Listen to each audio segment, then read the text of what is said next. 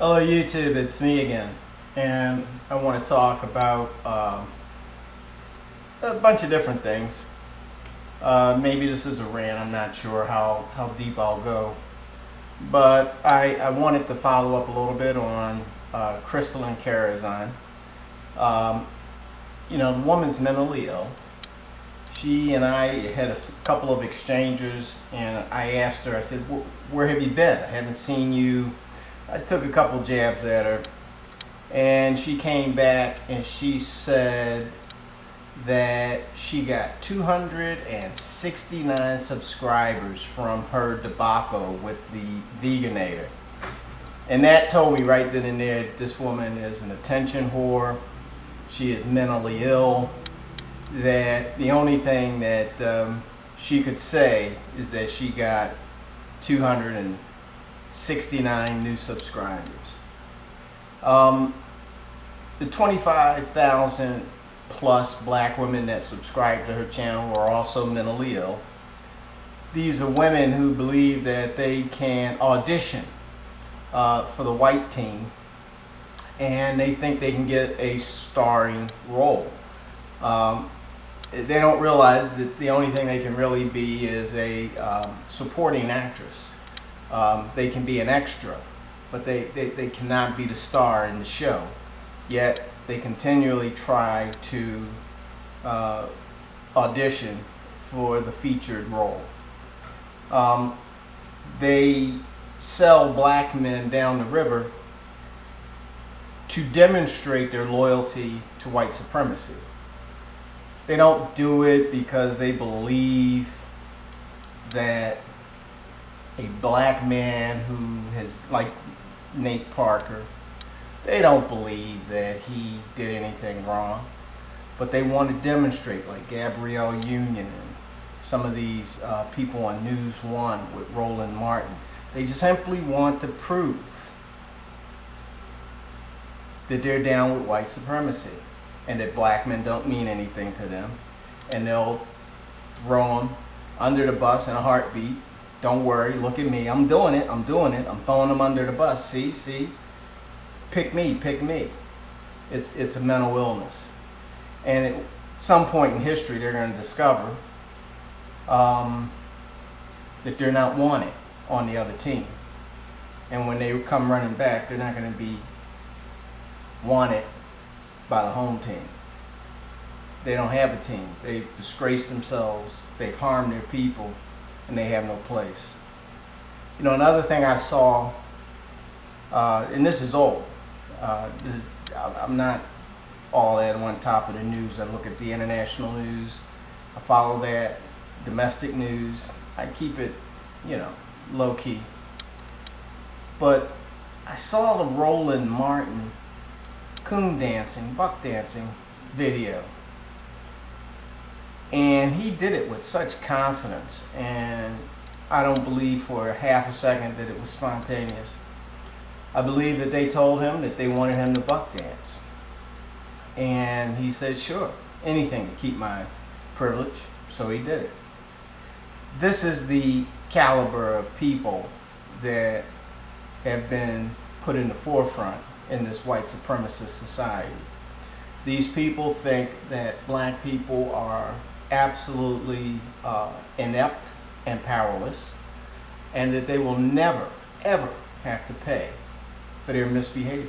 Whatever they do, it's okay. They're not going to pay for it because black people will never be in a position to hold them accountable. And that's the way they look at it. It's truly disgraceful. And then we have our situation with Nate Parker. Now, I'm gonna say something, and it's going to come off a little bit harsh. I totally support the Nat Turner movie, but Nate Parker sold out. And the reason he's getting skewered is because he sold out. They bought his film. When they offered him, I think, nearly $20 million, which was the highest purchase price for any film coming out of Sundance, he should have known what was up, and I think he did.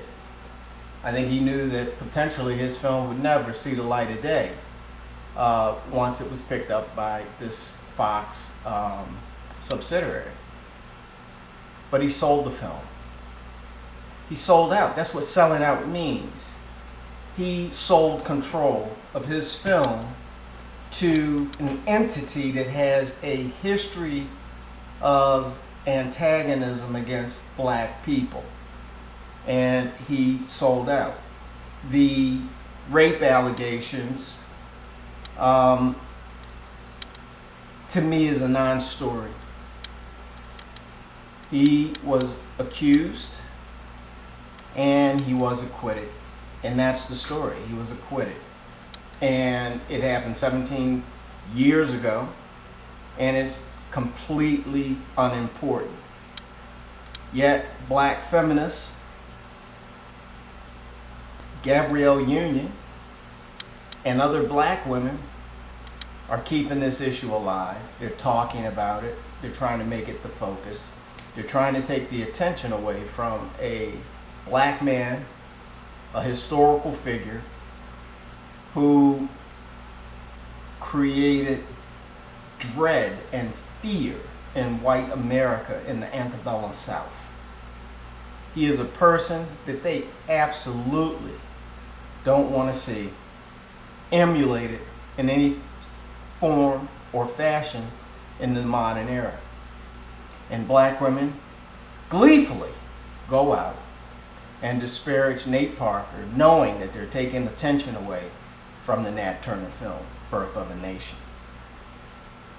All of these things are, I think, truly a reflection of where we are as black people. We have TV commentators buck dancing for Hillary Clinton.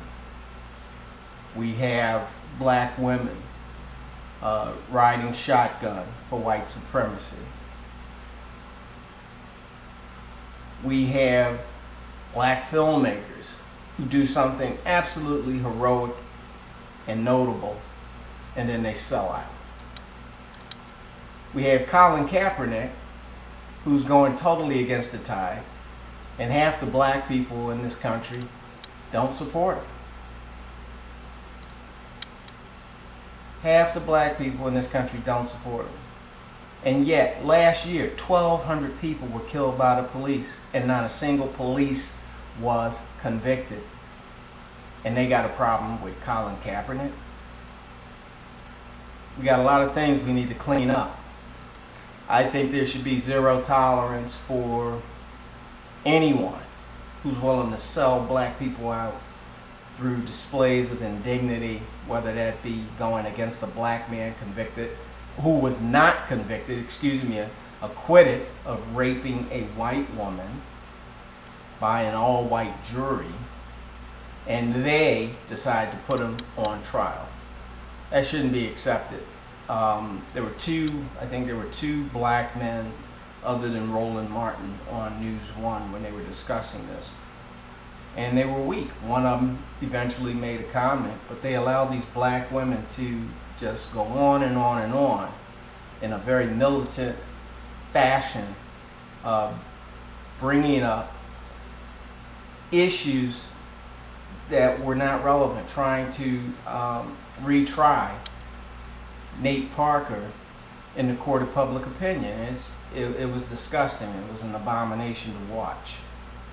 But that's where we're at, folks. So I just wanted to express myself a little, and I think I have. And I hope there's some nugget of wisdom or value or something that you can take from it. I'll talk to you later. Bye.